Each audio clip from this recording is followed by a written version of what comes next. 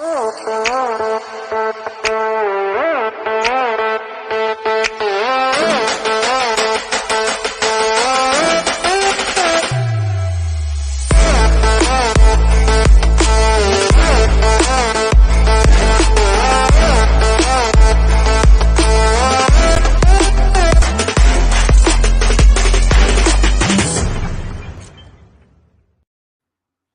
we are live. Hi, everyone. Welcome to the 23rd episode of the Dojo Kun Shill Shack. We're without a co-host today, but that's all right. I can fly solo. We'll make sure that we get him on at another time. And we've got a great lineup of guests today. We're going to talk about their campaigns. But before we do that, let me just say hi to anybody who might be here already. Let's have a look here. All right. Well, we're totally flying solo right now. Hopefully we'll get some folks in there and they'll watch on the replay. I get about 45 to 50 views. So that's great for those of you who come watch us later. But we're going to start off with Billy Tucci. Hi, Billy. Thanks for being here. Hey, thanks for having me, buddy. Yeah, you bet. And we've got Edwin Acevedo with us. What's going on, guys? Michael Gonzalez. Thank you all for being here. Really appreciate it. You've got some great campaigns to have a look at. Like I said, we're going to start with you, Billy. And if you'd like, I've got the campaign up, or you can share your screen and scroll us through it, whichever you're more comfortable with. I don't know. You can do it if you want. Okay. Thank you for that. And, my wife is sick, so she's been in bed for 2 days. Oh, that's no a good. new puppy, so I've been running, taking care of the puppy, taking care of the boys, feeding them, even though they're 16 and 20. So my son's, I'm hungry, my little guy, The older one doesn't want to drive him to take him to get anywhere. So it's like, so just nuts. But yeah, there you go, man. There's our Indiegogo kicking butt. So excited. Yeah, it is. I'm just so blessed. So, I guess, 28 years in comics, I guess, is paying off. That's how I broke in with She as an independent publisher. And I did it for, 10, 12 years, did about 100 issues or so of, publishing books and then, get a little burnt out, doing the same thing, the same character and only that character for over a decade. And so I had some fun playing in the Marvel and DC sandbox, but, you learn real quick that, that those characters are not yours, no matter how much you love them. This is true, right? And we coming back, and starting with the crowdfunding and started with Kickstarter. Then, Ethan introduced me to Indiegogo, I was on one of his launch streams talking 3 years ago. Now we've been doing this, and now we just launched. This is our 9th campaign, and we just launched yesterday our 10th campaign, which is the Indiegogo exclusive. I'm sorry, the Kickstarter exclusive over on Kickstarter. And that's been a hell of a crazy 24 hours. Last I checked, I think we were over $33,000 on that. Fantastic. Crazy. So did I read correctly that the stretch goals, et cetera, they will be aggregate? You're going to combine the two? Yes, absolutely. So what we do is that because, personally, I like being on one platform. But my wife, and she does all the work and it is a lot of work, but she, she's like, no, we do both. That's what we do. We start, Okay. the last, so, how do you say no to it? I mean, with our omnibus edition, we did in $97,000 on Kickstarter. Yeah, you can't leave that on the table. Say no to that. And they say happy wife, happy life, right? So, exactly. Yeah, but what we do is we have a no fan left behind campaign strategy. And what that is that, with the stretch goals, now that the Indiegogo people reached over $30,000, that pushed the Kickstarter people, that pushed was actually 20,000 or 15 at the time. That was able to make the Indiegogo backers also benefited from that, because now the comic is 72 pages. Excellent. From original 56 pages, it's now 72 pages. And that's what we're going to do. We'll use them both, because what we've learned is that there are fans, and a lot of them are longtime fans of ours, like the people that we become really good friends with, and some of them become family, and they've bought 100 Kickstarters and they're happy staying on Kickstarter. Okay. So that's where they want to go. So why not? I'll sell my books in Walmart and I'll sell them in Target. I don't care. Everybody deserves a little she. So There you go. yeah, so that's what we do. We're gonna launch our next one, which will probably be as I guess we'll do a mini print, maybe. People seem to like the mini prints. So we'll do a mini print and again, yes, the backers benefit each other because all the backers, the Kickstarter backers get all the rewards, the Indiegogo backers get, and vice versa. Excellent. And I wanted to say that I appreciate the fact that you went from a certain number of pages to increased pages, because additional content is one of my favorite stretch goals. Whether it's more pages to the book or an additional ash can or something like that, more content, I think, is more of a fan's, I don't know, a desire than yet another sticker or another bookmark. Yes, those things are cool, but... And I'm the same way because, I have, I get all these things, I give them to my kids or whatever. I have them in a box, and there's all these amazing trading cards and stickers and magnets and all. But, I like the books myself, and that's what we did with the omnibus edition. We actually just kept adding to the book and making it bigger, making it oversized and adding ribbons and the dust jacket and all kinds of stuff like that. Because I like the book. And the cool thing with when you own your own creator-owned project is, man, you just do whatever the hell you want. Amen. The fans would like this. Let's do it. So.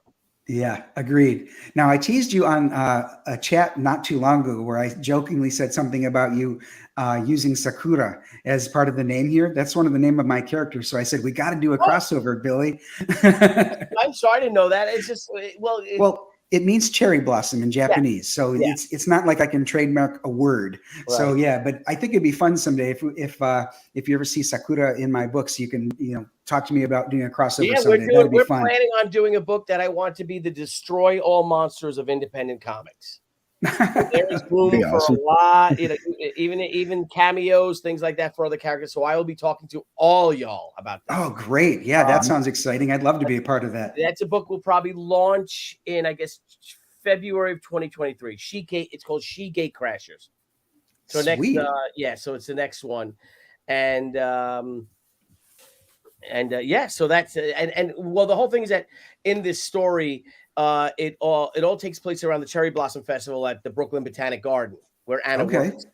And that's why it's called Sakura. All right, excellent. Well, speaking of that, let's have a look at the campaign. So what I'll do is I'll bring it up so I can just see that, and then if you could walk us through it, I'll go ahead and scroll down at your direction, and if you'd like, we can even start with the trailer if you want to do that. Yeah, sure. If you want, why not? Okay. Yeah, let's do that. Yeah.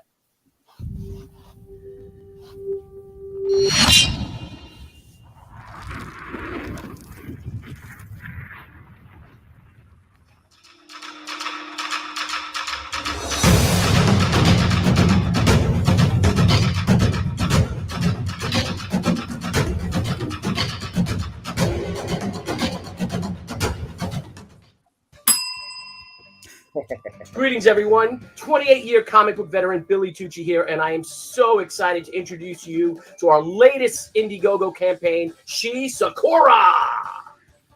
Crusade Comics brings you the final chapter to the She Return of the Warrior trilogy, setting the final fiery stage for a samurai showdown of epic proportions. Upon learning that she's full-blooded Japanese, Anna Ishikawa has unlocked a danger that she's not prepared for.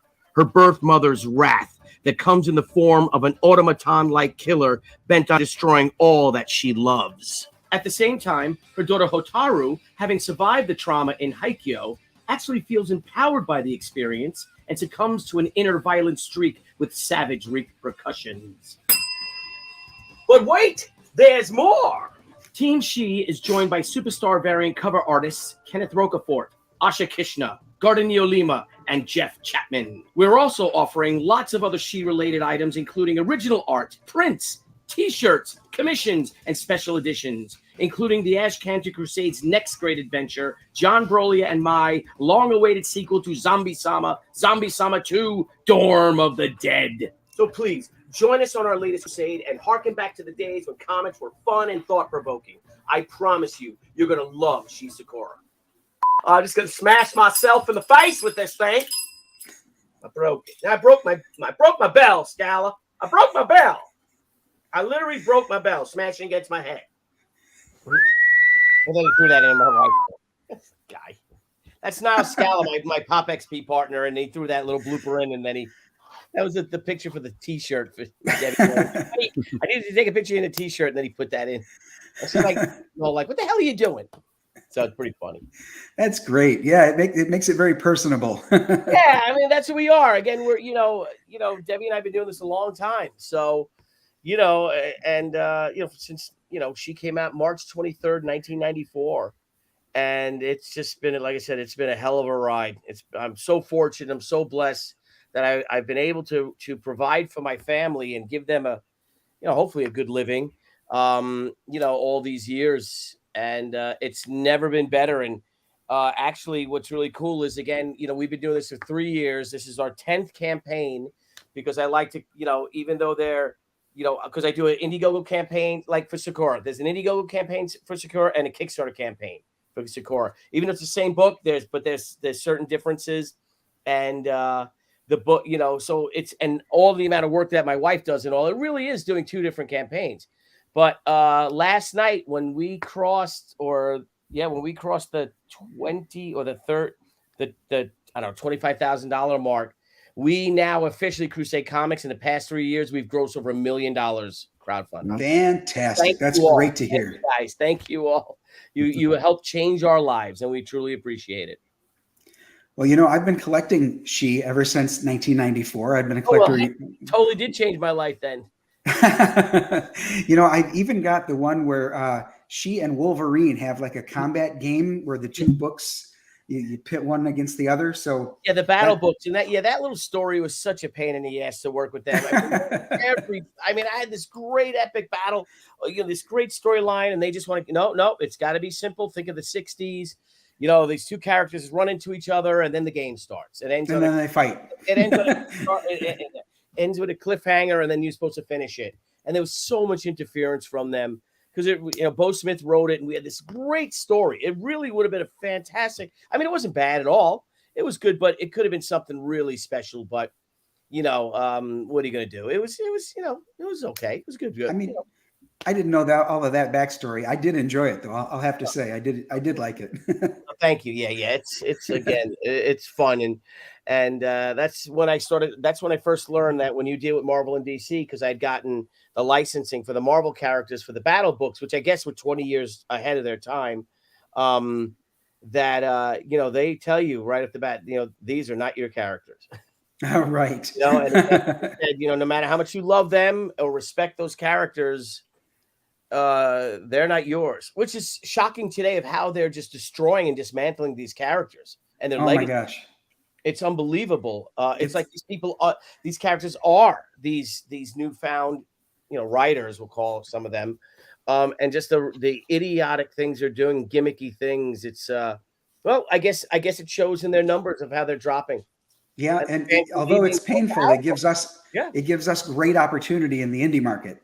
Yep. Yeah, it does. It's an excellent opportunity. There's never been a better time in comics history, I believe, for independent publishers, for you to be a self-publisher and get your books out there. With this reach for the internet, and like you got Twitter, you got, TikTok you can do, Instagram, you can get yourself out there like never before. And and you're reaching fans directly. And that's the best part, because we are dealing directly with the fans. Now, I love retailers. They they too helped change my life.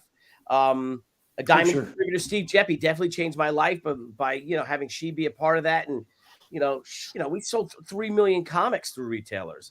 But I think the way it's set up now, it's so difficult for retailers to promote and push and sell independent comics, smaller independent comics, because they don't have the budget for it. Because the big 2 forces them to buy 100 variants just to get, crappy variants just to get, a particular Jim Lee cover or some superstar artist cover that's very rare. And then if you go to any comic shop, my local comic shop, he still has a stack of at least 30 Captain Marvel #1s. Oh, absolutely. 4 years ago. when they do that, they force them to buy that many Yeah. just for the incentive variant. Yes. Not only does that do poorly for the retailer, but as a completist collector, for example, Mhm. I'm the kind of person that wants every appearance of She-Hulk. Just as an example, there were 47 variants for Secret Wars #1. And some of them, like you said, they're incentive variants. Sometimes they're store exclusives, like with Midtown or Mile High Comics. Yeah. I'm never going to get my hands on those. So as a completist, that's kind of defeating. And it's another one of those things that it sticks in my craw. And it's kind of a painful thing that the mainstream's doing. Yeah. And it's not fair because if you look at the catalogs and all, if you go back to the early days, when the big previews catalog, you get it and all. And, we were, you had like KS Comics. You had abstract books, which is Terry Moore's company.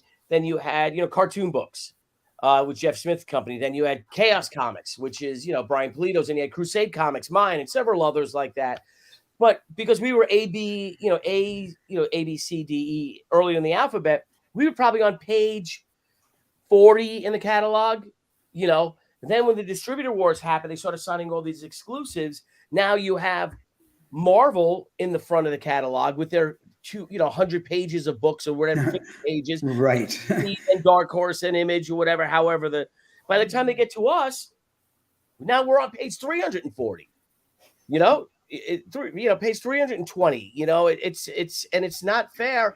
And again, I don't blame the retailers or really the distributors because that's where the money is, I guess. But it's almost like we were such a threat to them because there was a time when, for a nice stretch of months or whatever, that I was outselling every DC comic. Our number, our book were higher up on the list, top 10 list or whatever in sales than Batman. We were outselling Batman and Superman. And wow. They made a conscious effort to, what? These guys this is no joke. It's time to crush them. And that's when they did that. And what they did that is they basically push us to the back. And almost put you in a corner, turn the light off on you. It's a lot like the mainstream comic press today. If you saw, Shane Davis talked about it. We've been talking about it on the Pop XP, on the Professionals. And is there a mainstream comics press blackout on, independent publishing or crowdfunded comic books? And I'd say so. I think there is because I send press releases out every week, sometimes multiple times a week. I have a 2,800 mailer list. Maybe 50, 60 of those, 100 maybe, are all the comic book press. Sure. Emails. And the only ones that cover us and we get ignored by The Beat, by Bleeding Cool, by Newsarama, by CBR. They're all on it, and they ignore us completely. You look at what Ethan's doing with his campaigns, making $1 million. You look at what Brian Polito's doing. Every one of his campaigns, he's doing 4 or 5 a year, and they're making close to or over $500,000. And he's not getting any coverage. And you wonder, that's crazy. Why is that? So, and is this a conscientious objective by these comic press to get together? Like, we're not going to cover you. And I don't doubt it. I don't doubt it. And a few of them, you have like Bounding Into Comics. You have, if I go with my tweet, I don't know why it's late. I get a bit sick. But, you look at, Critical Blast. You look at Comics for Sinners. You have, who else? Let me just find it. And like I said, forgive me, guys, for blah, blah, blah, blah. Where are they? Jiminy Crickets. I thank them. Yeah. Fanboy Factor, The Splintering, a small handful of them, they cover us every time. And thank you for them for doing that. But the mainstream, not at all. Not a lick, not anything, unless you do something wrong, like maybe if I'm and I crash into a woman pushing a baby carriage and the baby gets hurt, then they'll throw it on there. Then you'll get plenty of coverage. Yeah. Negative. But then again, this on the second part is, does it matter? Do they matter anymore? Because obviously not. We're already at, with Sakura, we're over 1,300, close to 1,400 backers maybe, or past it. So we have, and this is in 2 weeks. And the campaign's grossed over, I don't know what, $140,000. Fantastic. That's the way to be. What do we need them for? And we really don't. Yeah, it just gets frustrating because they are supposed to be. They espouse themselves to be the press, and you're not being the press. You're not covering real news. You're covering what you want to, and you're not covering specifically what you want to, which is even worse. So they're like They've got activists in a way. they've got their agenda, and they're going to follow that come hell or high water for Yeah, sure. Kun. And you know what else is? And here's another thing: is that they throw themselves behind this corporate media, and they're all supposedly comic fans too, a lot in the press, but they will ignore an independent publisher, whether you are an SJW or a conservative or whatever, you're CG, you're anti-CG, whatever. They will cover the mainstream press as opposed to someone who is there working 12 hours a day, 14 hours a day, putting out their own content, their own creator-owned content, throwing their blood, their sweat, their toil, their tears all into the page, that they love this so much. And they will ignore that person, or the person who's got a full-time job, comes home from his full-time job, and then stays up till 2 o'clock in the morning, or her, right? Working on the stream and publishing your own content. But they will ignore that. They will ignore the creator for this corporate monster, these monsters that are worth, like Marvel and DC, that are worth billions of dollars. And these very same companies who they deem their creators so insignificant and have such disdain for them that when the comic book stores shut down for 2 weeks, they issue a pencils down order to all their creatives. Tell them to stop working. We can't pay you. Oh my gosh. And these people are making what? You're making $100 a page. Like, you can't afford to pay someone $100 a page when your company is worth $4 billion. Are you kidding me? Heck yeah. Even some of us small independents can do $100 a page. I mean, come on. Yeah. Yeah. Like I said, so this is our time. That's right. We're really going to push it, and just put out the best we can. And again, it's great to deal directly with the customer because they will call you out. They're the ones we answer to. If they don't like our books, they're not going to buy it. If they're pissed off that our books are late, they're going to let us know, and deservedly so. Yeah, agreed.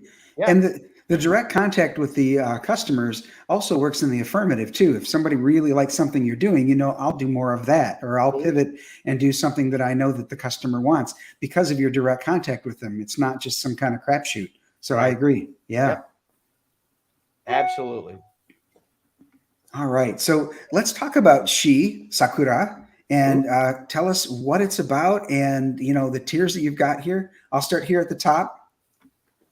Yeah, so basically, what's Sakura is, like you said, it's the third installment of the Return of the Warrior saga. And again, it's now a 72-page comic. It's our largest original graphic novel we've ever done. 60 pages of story and art. There's a 4-page preview section that shows like what came before, and then a nice cover gallery. But this is all done by Teen She, my partner, Stephen Perros, who is the writer who's been one of my best friends since 7th grade. I met him in 7th grade. He's a very successful screenwriter out in LA. I picked his brain 3 years ago when I was bringing Return of the Warrior in. He was hitting me with spitballing. He was hitting me with all these questions. I'm here on Long Island drinking a scotch and smoking a cigar, and he's out in LA smoking a cigar and a scotch, drinking a scotch, and we're just I'm asking questions, throwing things at him, and then he would come back with another question I hadn't thought of, or an angle. Finally, we hung up the phone. I thanked him, and I called him back half hour later. Said, "Hey, would you like to write this with me?" And that was for Return of the Warrior, which we shared the writing duties. But he knows the character so well, and the story that he's we plotted together, obviously, but he's the scripter, and he does, the lion's share of all the writing, and it's great. It's a great relief off of my shoulders to have someone competent like that writing, because, for the most part, you grow up as a self-publisher, so a lot of us, you guys, you write and draw. It's kind of hard to give that thing away a little bit, but for us, it's really sped up the process. And then I work with Gardner Lima, who I call my finisher, but he's tremendous. He was supposed to be an inker, and he just came in, and he is just a fantastic artist. And I'll do my very detailed roughs to get the story down. Then like he supposedly cleans it up, but he takes it to a whole nother new level. He's far better artist than I am. And then we have Brian Miller, who's the colorist on the book, and Mindy Lopkin is our letterer. And Niall Scala's the designer. My buddy Brian Blevins comes in, helps us out. He's a producer. And there's my wife in the background pulling the strings, the puppet right. man, doing all the stuff that nobody sees. So much so that she exhausted herself, and that's why she got a cold or something. So she's been, like I said, in bed sleeping all day. I had it last week, but I was building the campaign. I'm like, I can't get sick. I can't. So I put it in my mindset that I'm not going to be sick. You just fought it off, right? I killed it because I had too much important things to do. I ain't got time to be sick. So you were saying about how great Gardenillo Lima's art is. So I knew that there was a cover with his art. So I thought I would scroll down to show that one off. Yeah, that's it. And it's just gorgeous. It is. He really is just a phenomenal artist. And then we're very blessed to have Kevin Rocafort as our exclusive artist. I mean, he's a genius. And we also have Jeff Chapman, who does digital art. How the hell he does, I have no idea. That's the hardcover art by me and Wes Hartman. And then we have our friend Asha Kishna from Holland, who where's hers? This great, Here we are. Yeah, really interesting anime type style or whatever. But I just love her work. And Debbie and I met her probably 5 years ago at a Dutch Comic-Con. And my wife's like, we got to work with her. And so I just, what a job she did. I just think it's fantastic. And we have a lot of fun tiers. They go from very low to $10, which is buy Debbie a drink because she needs one. Right. There she is. Right. And then, like our fan appreciation edition, that Amazing Spider-Man Amazing Spider-Man number 300 is actually the comic that got me back into comic books. I grew up loving comics. But the thing is that, and I don't know if you guys had something similar to this, but the better I started getting at art, right, then the more I drew away from comics because I couldn't draw like George Perez. I'm like, I could never be as good as Dave Stevens. I discovered him. The Rocketeer just came out, and I'm like, oh my, I can't ever do this. There's no way I could do this.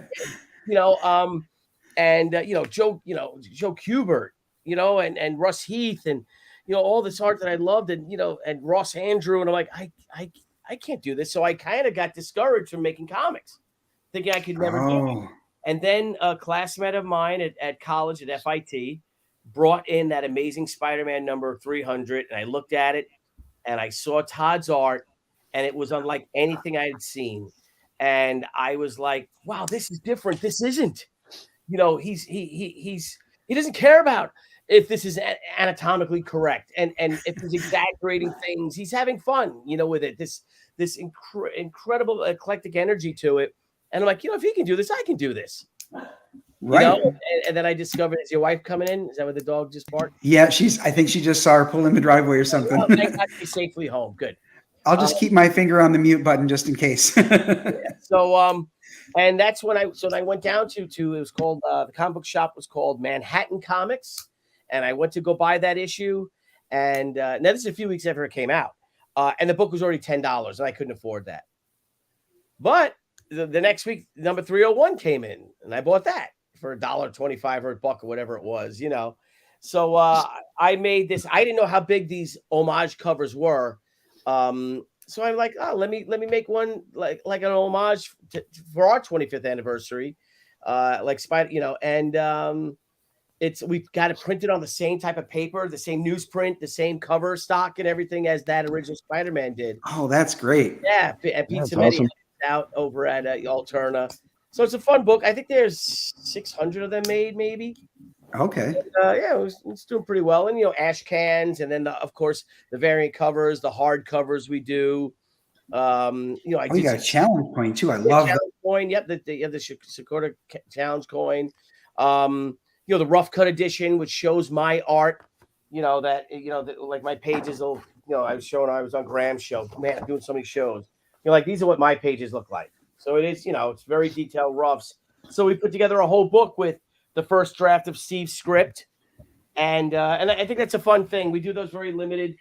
And, it's interesting to see the creative process. I love books like that, and it's a black comic. And the behind the scenes editions, yes. Yep. And then we have blank sketch editions, and then of course, there's my Firewalk edition, and to see the various editions all the way up to the hardcover. Then we do these cool, which the fans, I don't understand any of this. I have no idea how any of this works, but we'll do, like people like Brian Polito introduced us to metal covers and jeweled covers. That they're no two alike. That we have this jeweler and she places these crystals of Swarovski crystals, whatever the hell they are, gems on the book strategically. So no books, all the books are different, and those are very limited too. But people love those jewel editions, and so we do that, and it's fun. Sell, like I said, sold my portfolio. Someone bought that the first day, hoodies, and of course the omnibus. We're giving everyone the second chance to get the omnibus edition. Oh yeah, you got to do that. That looks fantastic on my shelf. So if anybody hasn't gotten that, this is a great opportunity. You bet. Yeah, and you blew it the first time because it was only $60, but that book's $100.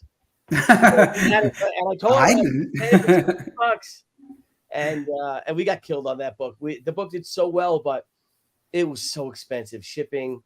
I was telling Graham today too that our shipping prices are for the U.S. Postal Service. Our shipping bill just for the United States Postal Service for this, including buying supplies, bubble, all the stuff that goes with it. It was over $70,000. Wow. Then of course get like a Dodge Viper or something after this, no. No, not really. No, that was Viper. Though that would be cool to get a Dodge Viper. But so that's it. So we're having a lot of fun. Our She Stars, our guest stars. That's my portfolio that went. And it's been a lot of fun. I'm really blessed. I'm so excited. Like I said, the first 14 days, and we're over $106,000 on Indiegogo alone, and then another 30. I don't know. I could check on Kickstarter. Let me see. Because I'm curious now. My wife's always checking. I check it in the mornings and I check it at night. Because I don't know.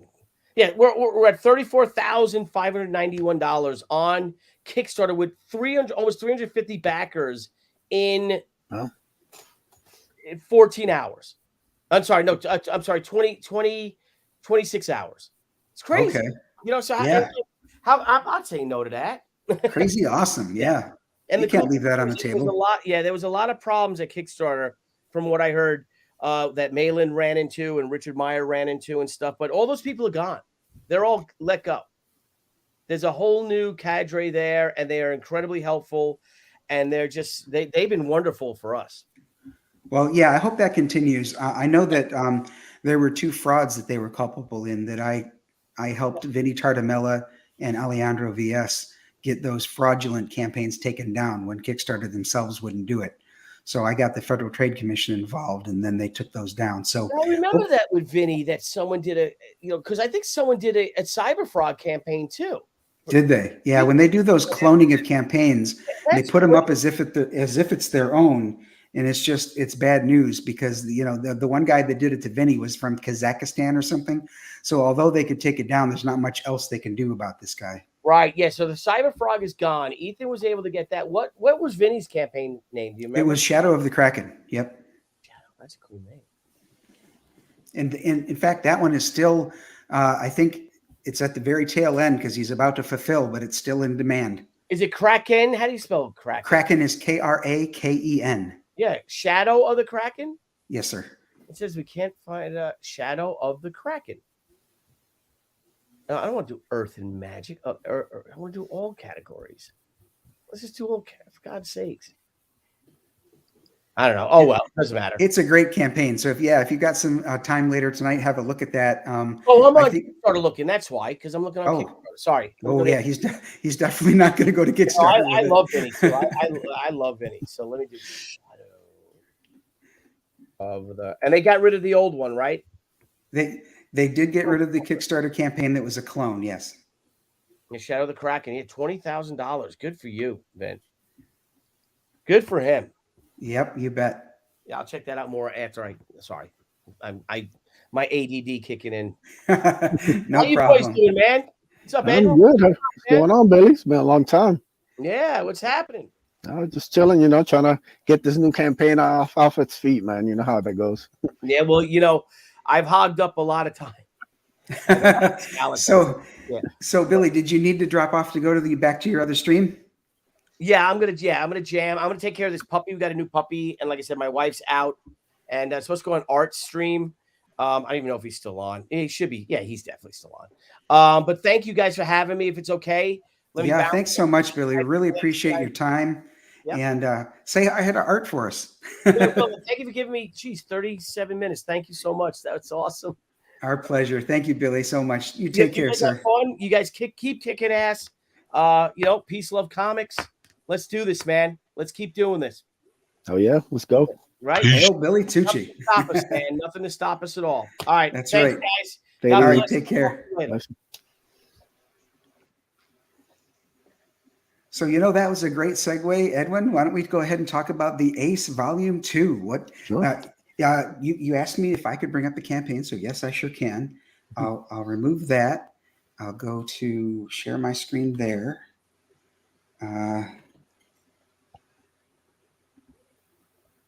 First I have to stop sharing the old one. Now I can share the new one. Sorry, let me boomer this for a minute here. Chrome tab, and then the Ace, and share, and then I've got to go back to StreamYard. I'll get this down yet. Okay, so here we are. Walk us through the campaign, Edwin.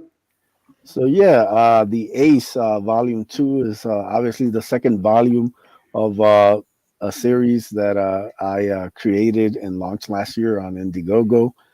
Thanks to everybody, for taking a chance on a first-time writer and creator.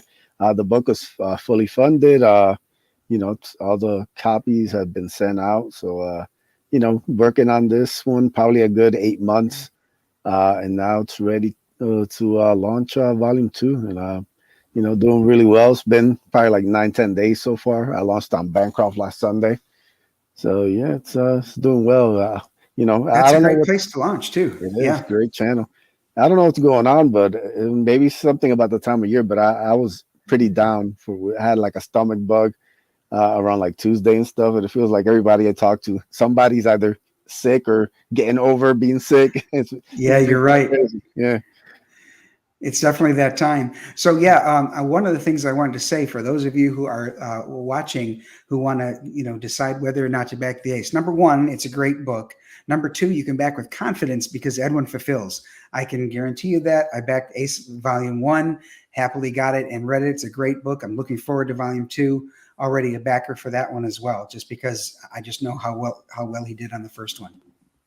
Yeah. And, so Edwin, do you want us to play the trailer?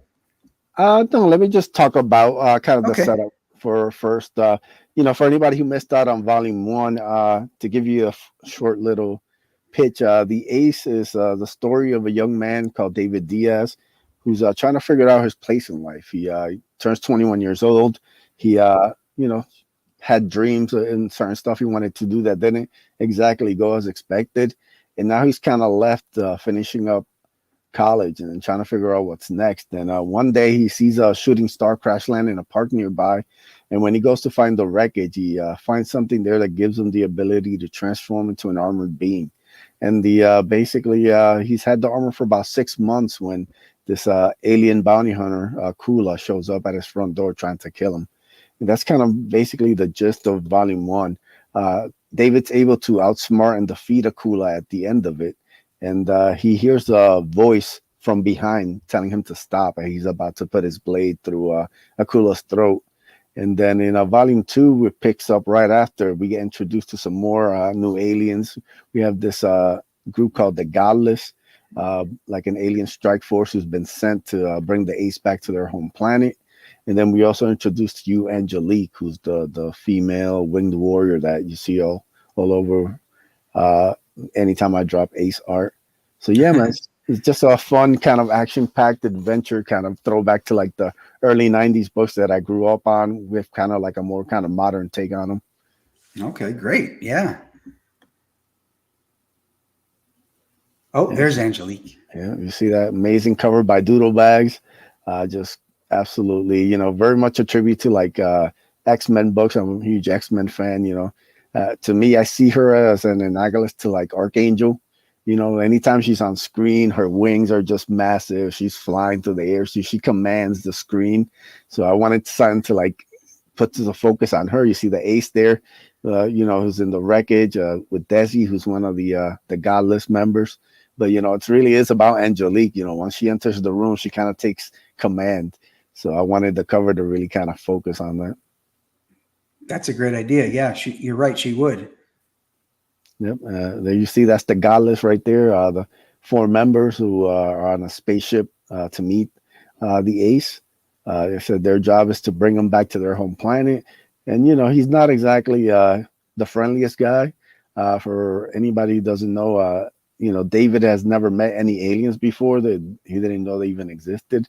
So when Akula shows up and basically tries to kill him and his mom, you know, he's not exactly the most trustworthy person when it comes to meeting these new aliens here with guns and everything. Right. So we kind of play with some of that. You know, he's kind of got to learn who he can trust and who he can't as he figures out, you know, how to manifest his powers. And, you know, why does everybody want him? You know, there's a lot of unanswered questions throughout this. And we kind of figure out a little more and more as the kind of volumes go on. That's like the goal with it. Now, this part here, this Akula Origins, this is a different artist, isn't it? Yes, that's how comics.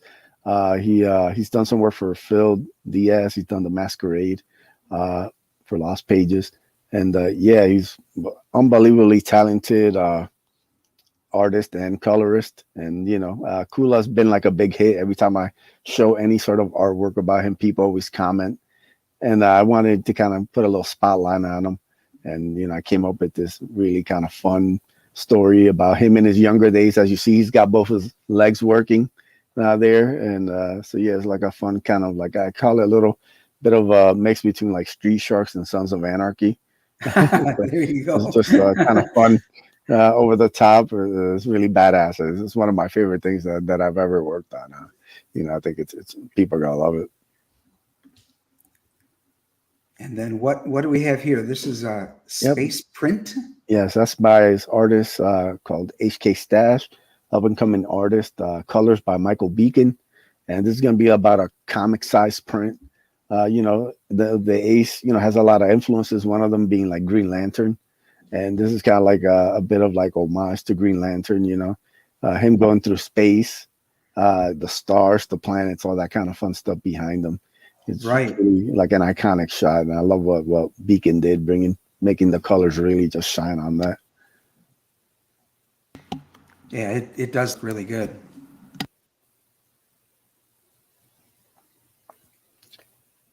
Yep, and right there, that's gonna be a metal print. We did one in the first campaign for Akula. It was really a great hit, one of my favorite pieces, and then I reached out to Anthony Figueroa, who came up with this amazing kind of like just beautiful kind of like Michael Turner kind of inspired, I guess you'd say. Yeah, I can see why you'd say that. Yeah, this is definitely great work by Crawdaddy. Yeah, and then Phoenix Animation actually sent me a video of what the print's gonna look like and the colors. As much as they pop there, once they're on metal, like they're just gonna shine, man. They're gonna love it. Oh yeah, his metal work when he sublimates it onto the metal, it looks fantastic. Yeah, you're Tremendous, right. Yeah. Yep, and then we got some Akula Slam Buddies there.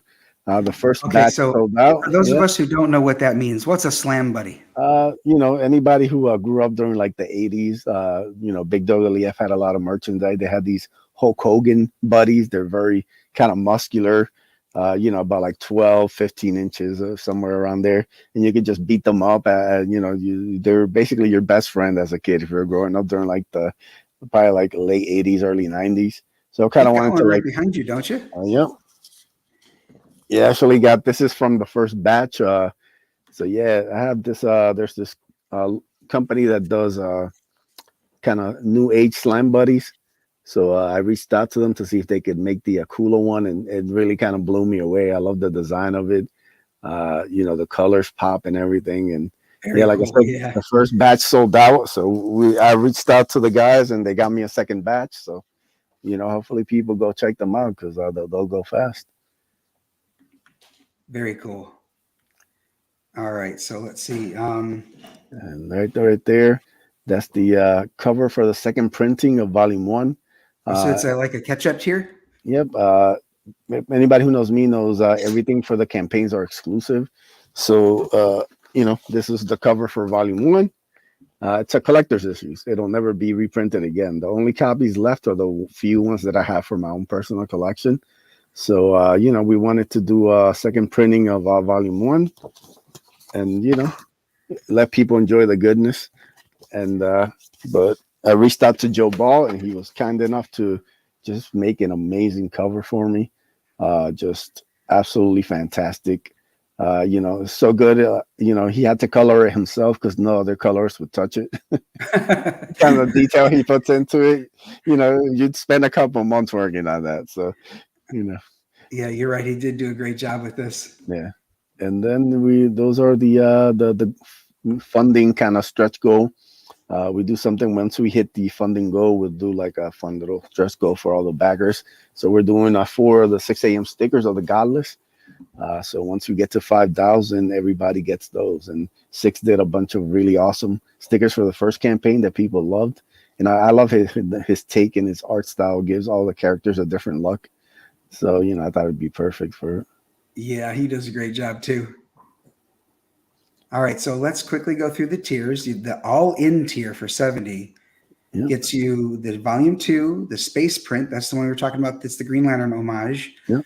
The Volume 1 second printing with the Joe Ball cover, and the Angelique metal print by Phoenix Animation. Wow, that's a good bundle. That's a lot of bang for your buck right there. Yeah, that's the one you want. Like gets you everything. Plus, like I said, once we hit some stretch goals and stuff, I do have some kind of fun art and different other things that depending how far we can get, we'll definitely add on to your order. But yeah, if you want everything, that's kind of the tier. Then I also I basically have everything as its own. If you just want like the print, if you just want the book, we also have add-ons that you can add on a book, you can add in the second printing, you can add in the space print, you can add in the metal print. We try to just make it as easy as possible for everybody to get it. I will say for anybody who's a digital fan, I'm not the biggest digital fan in the world. I respect it, but it's just I have a hard time reading digital myself. If I do get it, usually I'll just kind of skim through the art because I do enjoy how easy it is for you to be able to see the art, but actually reading it, I always have a hard time with it. But we do offer it in the campaign, but this is going to be very limited. Maybe 60 days at most. It'll be offered. So if you're, somebody who does read digital, if you're overseas or whatever, now's your kind of chance to jump on it because it won't be offered through the whole campaign. The digital tiers are very kind of limited when I do them. So this is just the book. And what's important about this, I wanted to point out, it's a 32-page book at a very reasonable price point here. $15. I mean, given today's crowdfunding campaigns and all that, this is definitely something to jump on because 32 pages at 15 is a good value. Yeah, try to just make it everything affordable, reasonable. And, like I said, depending how well the campaign does, that $15 will get you quite a bit once you get your full package. Yep, and you see right there, the Aquila Slam Buddy. We do have 1 Joe Ball sketch card left. We actually put up 3 on Monday. We had these 3 sketch cards. 2 of them sold out. So if you're a fan of Joe Ball and his art, now's the chance for you to get some sweet Joe Ball art right there. That's one of the Godless members called Breck. He's a big kind of hulking powerhouse. And, like I said, Joe Ball's very in demand. All his sketch cards. Breck would be the tank of the group, right? Yep, definitely. He's the heavy hitter. Very much kind of Klingon inspired, I guess you'd say. He's always a warrior. He's a guy who's going to leap into battle, fist first. And but like I said, we do some more fun bundles there of everything else. And like I said, we have the ability for add-ons. So if you want to add on to whatever you're kind of looking at, you can do that too. Okay, great. So when we signed on, or actually when I pulled it up, you had 76 backers. I don't know if we've had any additional backers, but let's have a look. do a refresh here and see if any have. Okay, not yet, but like I said at the beginning of the show, I do have about 45 or 50 people who watch it on the rewatch. So hopefully, and we thank you all for coming to watch it at another time, because I know right now we're streaming against somebody like Art T. Bear, so I get it. But yeah, if you want to come and watch the show afterward, we appreciate you as well, and definitely consider the Ace Volume 2. Thank you, Edwin. No, thank you, man. All right, I'm going to stop sharing that. And let's see here. And then, Michael, we want to talk about yours. Somebody's trying to get my attention right now. She might, I don't know. I keep thinking that maybe she's acting this way because Dee is home, but maybe she's just bored. Okay, so Michael, I will go and share your campaign now. Let's see here. Share. Go through all this again, but this time we're going to Kickstarter. And then I've got to go back and add it to the stream. And here we are. Okay, Michael, I'm going to bring you up further here so you can walk us through your campaign. Tell us about Gunengine 0. All right. Well, I guess it's a good night for me to be on because it's we're continuing the throwback theme here. This is basically my homage to 70s, 80s sci-fi superheroes, specifically like the Japanese stuff, which is kind of stuff that I grew up on, that I was really into. I mean, everything from like Mazinger, Gundam, Ultraman, Super Sentai, which became Power Rangers, all that kind of stuff.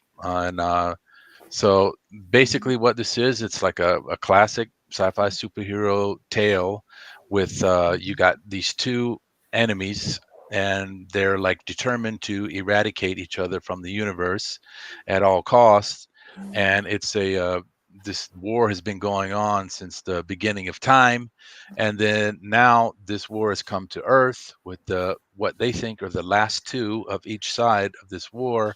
But this little town becomes embroiled in it, and then there's also secrets about this town that kind of bubble up to the surface as the story goes on, where the layers get unwrapped and you see that there's more to what's going on than what you first thought. So so it's got action, adventure, there's comedy, there's drama, there's a little bit of horror in there too, and it's just going to be a wild roller coaster ride. And this is the first issue, which it should be about 7 issues miniseries.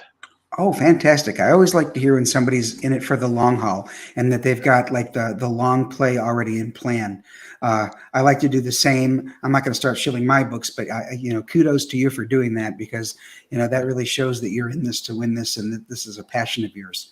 So do you want me to play the trailer for you? Sure. It's only a minute, and it's basically a teaser that sort of gives some background into what leads into where we start off on the first issue of the story. Okay, perfect. Let's have a look.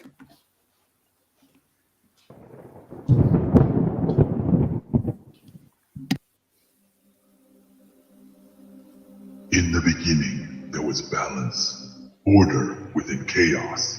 But then came the Vrak, an insidious horde so vast it blotted out the stars, sweeping across the galaxy, overwhelming all they encountered. They were an unstoppable force until they met an immovable object, a race of defiant humanoids known as the Abeld. Their endless war ravaged entire galaxies. Billions died.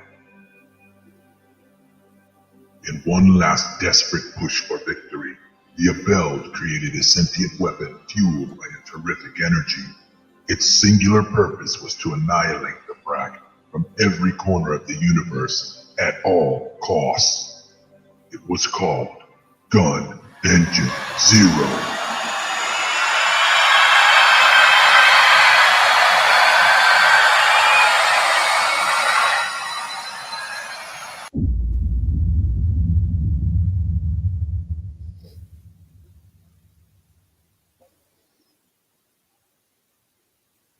Wow. All right.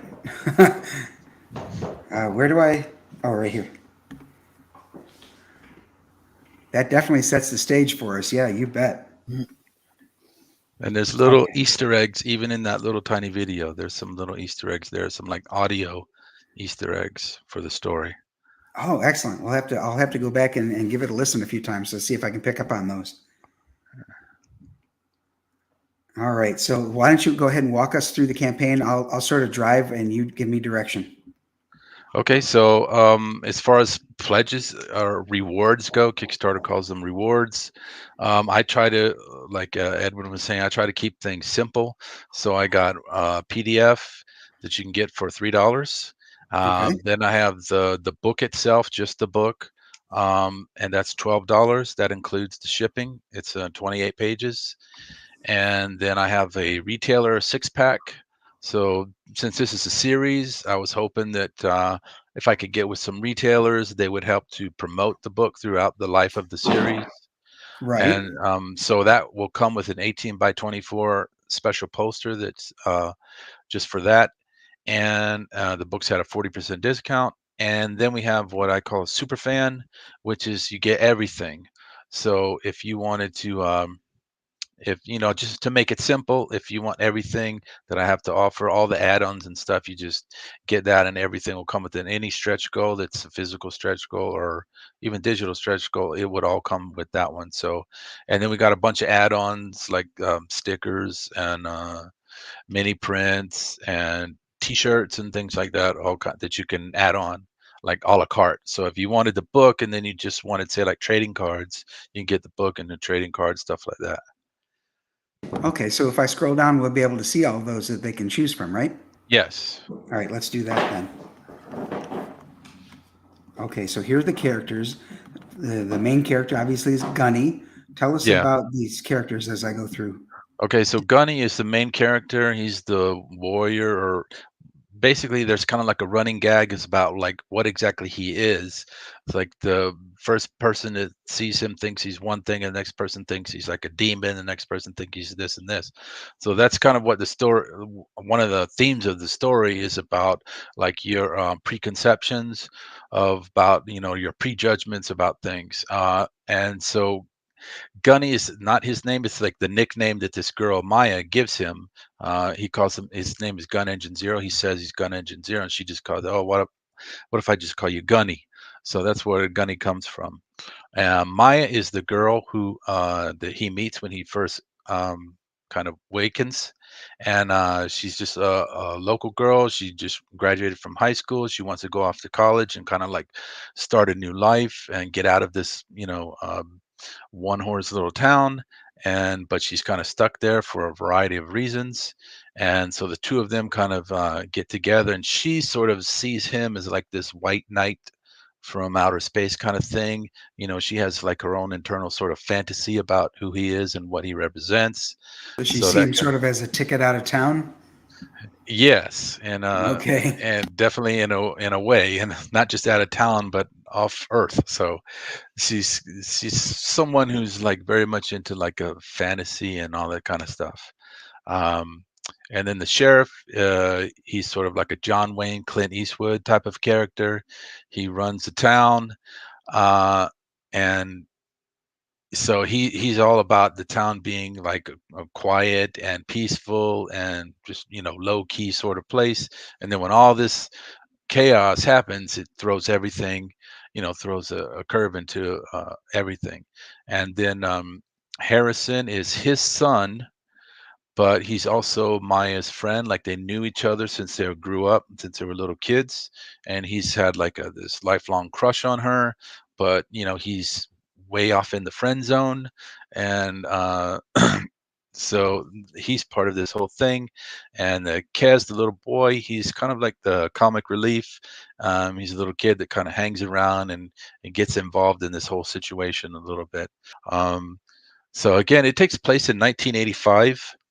And one of the things, the tone of the story that I was trying to go with is something similar to kind of like Goonies, The Last Starfighter, all these movies like Back to the Future. This kind of a a feel to the story. That's kind of what I'm going for as far as the tone. Okay, well, I can definitely identify with that. That's the year I graduated high school, so that's about the Yeah. time where I was into all those movies you're talking about. Yeah. And so just to say the art team is Ian Warianto and Anton Bandy. They are the art team from the Mighty Mascots that made by Keith Gleason, published by Alterna. It's the same art team. Okay, yeah, I know about Keith and his Mighty Mascots. I have a few issues. Yeah, and so they've already done the first 6 pages, and that's what you see here. You'll see their artwork. I think it's really fantastic. I think they do a great job, and I hope that this gets done so they can, do the whole thing, because there's a lot of stuff coming up, a lot of incredible stuff coming up, and I just want to be able to show it to everybody. This piece here looks amazing. I love this one. Yeah, it's pretty. I mean, they just knocked it out of the park,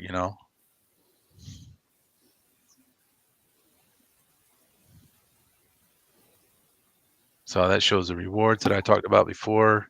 Right. So we'll kind of go quickly through these, although this here does give it an awful lot of, pizzazz with all of the art that you included here. And you've got it, very spelled out with the graphics and all the pictures of everything that's available. So that's cool. Yeah, I try to, like you were saying before, I try to keep things simple because I'm a simpleton. So, try to keep things simple for everybody. And we got some variant covers that I'll limit them to no more than 50. But it all depends on however many people want. So there could be as little as 5 or 10 made of each one. Oh, right. Okay, but the upper limit will be there'll only be 50 made if 50 are purchased. Yeah, just to make it kind of more collectible and special, unique. Sure. So I got those 3 there. Oh, nice. So is Doga Vestalia, is that the name of the artist? Is that what that is? Yeah, this is an artist I found on Fiverr. That's the name that she goes by. I think she lives in Malaysia. Okay. So I don't know. That's what she goes by. So if you search on Fiverr, you can find her there. I think she did a really great job. That's the Maya character. Yeah, I like that. So it's a watercolor that she did on that. So I think it came out really great. I agree. All right, here's the add-ons that you briefly mentioned a little bit ago. Yeah, so we got the sticker set.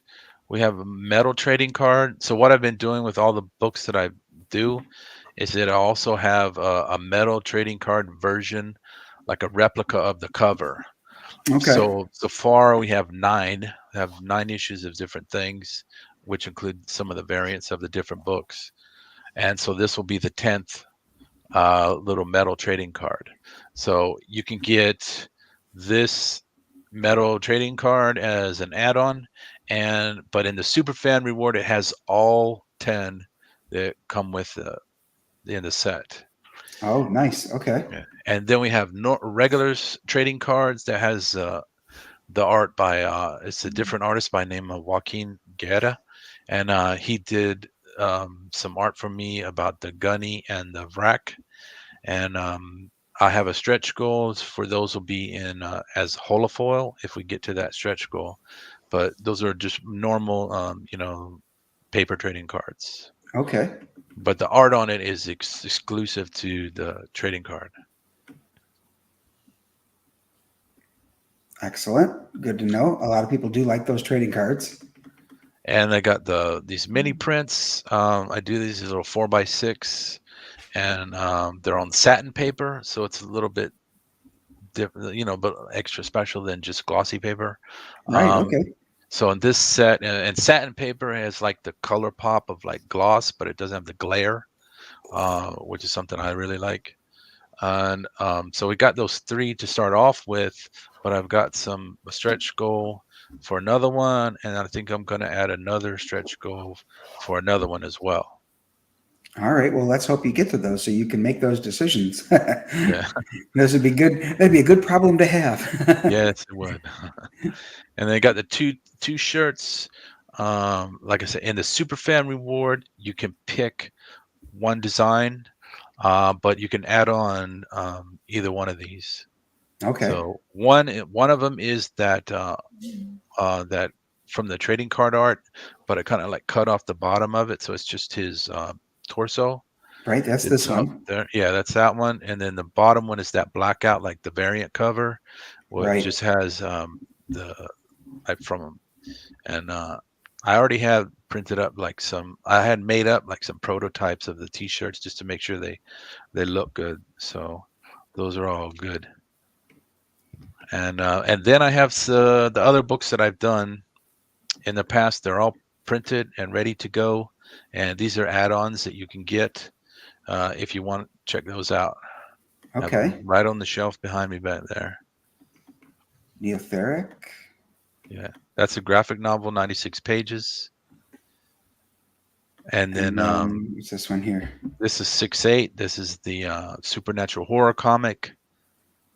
That's a All right. 40-page.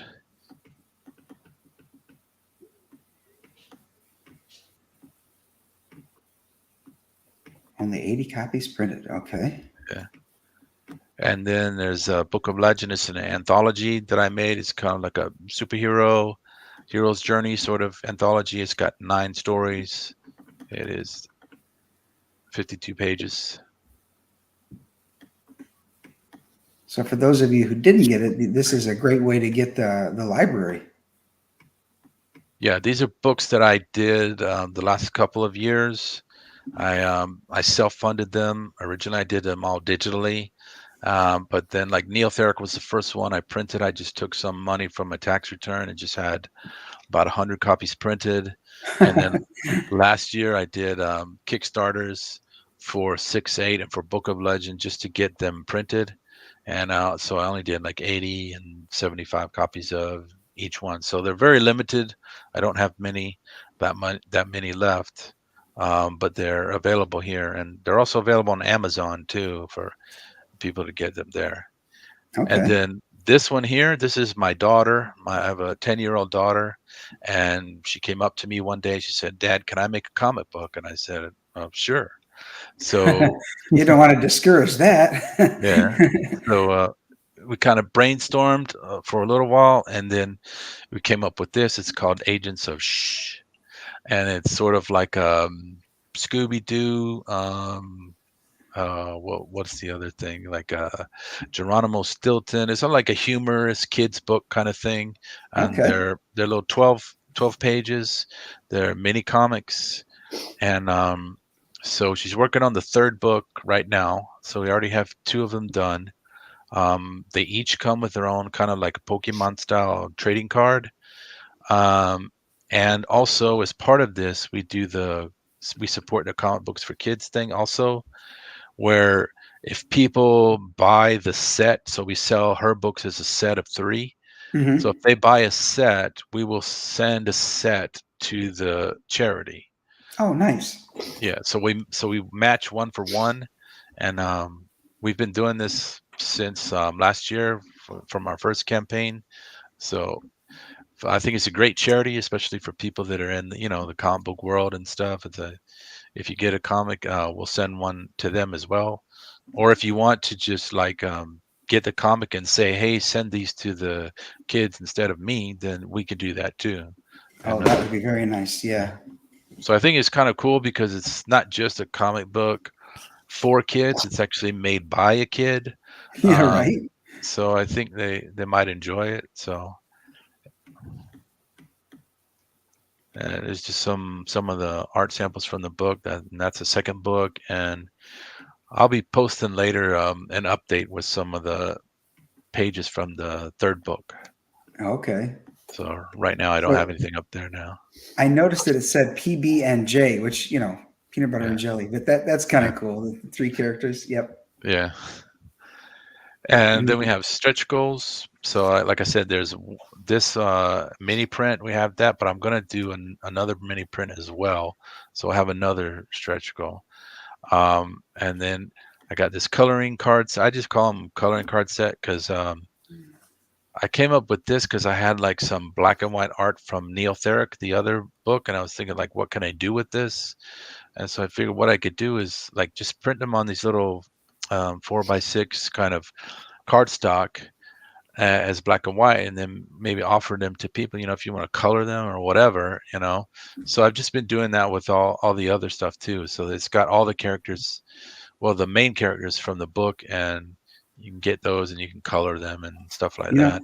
Something you might want to do with that, maybe for your next campaign, is to say, if you've got these coloring card sets from my previous campaign, turn it into like a fan contest, like send them in or send pictures, not send the card in because the card's yours, but, take a picture of it. Let me see what you've done and how well you've colored it, and, make a big contest out of it. Yeah, that's a good idea. Yeah. Well, hopefully this one is successful. Then we could do that. There you go. Yep. Not hopefully, it's going to be, of course. Knock on wood. Uh-huh. Then they got that trading card. That's a little bit bigger image, so you can kind of see the artwork better there. Yeah, but, right. That is so that we have the stretch goal for that, and if we get to that, we'll make that as a holochrome or holofoil, whatever you want to call it. Uh-huh. And then the other one is to upgrade the cover paper, as I was going to do this one as the satin paper as well, inside and outside. Mm-hmm. But if we get to this goal, I'll make the cover as a gloss, 80 gloss cardstock, which will make it a little more sturdy.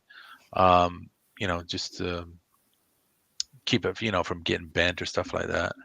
Right. Sure.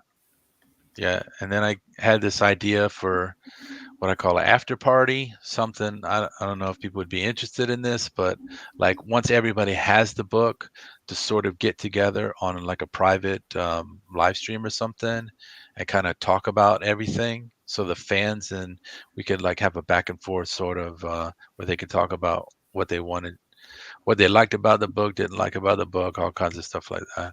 So that might be a little difficult to do logistically, because if you get 80 to 100 backers, I don't know how you do that on a live stream, but heck, I'm down. I'll be there. Why not? Yeah. Yeah, I have to look into it. I'm not exactly sure how. I don't think everybody wouldn't be able to have like video, but I mean, I think, they could comment and stuff like that. Oh, sure. They could be there in the chat. You bet. Yeah. So I'll have to figure that out. Yeah. And then, of course, we're talking about printing and fulfillment. So, that's something I didn't ask Edwin. I'll go back to Edwin in a second. But when do you expect to fulfill when this campaign is done? Well, I put in there for September just to have like Okay. a conservative estimate because of all of I talked to one of the printers and they said that, they are backed up with like getting paper and stuff like that. Oh, yeah. Paper shortages have been challenging all of us. Yeah. Indeed. So, building in a little bit of a pad is a good idea. I think September is reasonable. And you've got 21 days to go. Now, refresh my memory on Kickstarter. Is there like two sets of 30 days or just one set of 30? How do the campaigns work? Well, they give you the option of like 30 or 60. Okay. So I just picked 30 because I figure if it's not going to get in 30, it's not going to happen. So, and I've heard other people talk about reasons why not to do 60. So I just kept it at the 30 and so hopefully it happens. Yep, it looks like it says 23%, so you're about a quarter of the way there with 21 days to go. So after only 9 days, you're a quarter of the way. That's pretty good. That's a good start.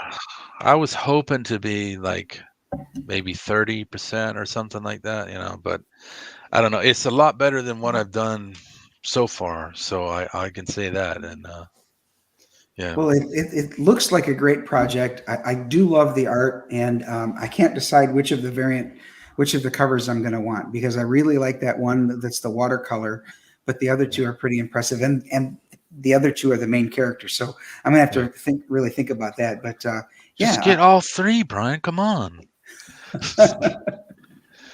Oh boy, I have backed 148 campaigns since 2020. Wow. when I first found crowdfunding. So when the mail gets here, I have to run out and get it before my wife sees it. You got another comic? Anyway. Well, that's like me. I have to hide my PayPal. You know, when I Right, get the right. confirmation from the PayPal, I'm paying all these artists to do stuff. And my wife comes in, who did you send this money to? Yeah. Yep. This is expensive, not hobby, but expensive. You Whatever you could want to call it. consider it a hobby. One of the things that I do is I use the analogy, like if I was a golfer, I'd be out there spending, hundreds, perhaps thousands, and you can't, unless you become a pro, which is super rare, you're not likely to make any money from it. This one here, Yeah. there's a possibility, you could make some money from this. Edwin's going to with Ace Volume 2. When do you expect that you'll be fulfilling, Edwin? Looking for October, November. Okay. All right. So yeah, a lot is due this year that I'm looking forward to. Guys, we've gone about almost 20 minutes over now, so I'm going to have to bid you adieu. Thank you so much, though, both of you, for being here and for talking about your campaigns. They both look great. I'm hoping that these additional eyes on the project will be some more backers. Definitely. I hope Thanks so for having too. me on. All right. Great, guys. Have a great night. Take care, everyone. All right. Thanks. You too. Peace. Thank you.